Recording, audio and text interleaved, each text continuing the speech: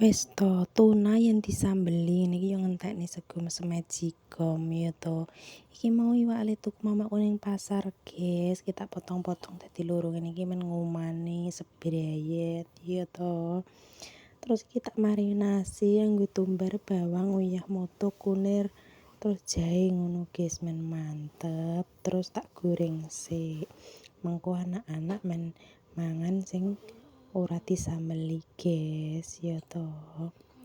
Terus iki sambelku iki ukur lombok brambang bawang guys, mergane ora duwe tomat. Tapi ya wis ora apa-apa.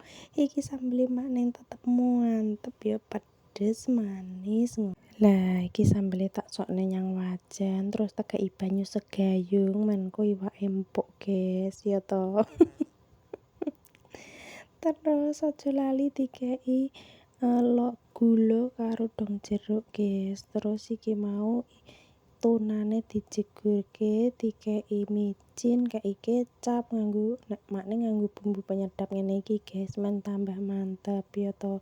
Kuwi arep rupane ireng tapi rasane masyaallah jos tenan guys, pedes manise entuk ya to, tak rasakne sik. Wis mantep tenan kek kari sarapan, guys.